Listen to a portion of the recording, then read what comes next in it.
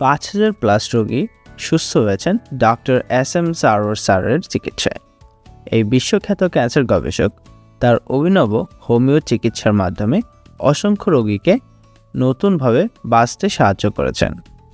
যে রোগীরা একসময় বাঁচার আশা হারিয়ে ফেলেছিলেন তারা আজ সম্পূর্ণ সুস্থ জীবনযাপন করছেন।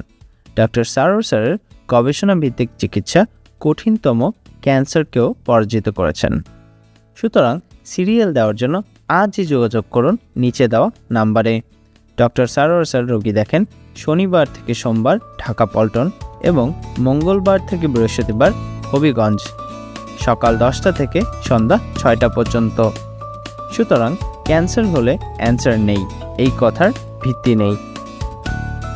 সবাই ভালো থাকবেন। আল্লাহ হাফেজ।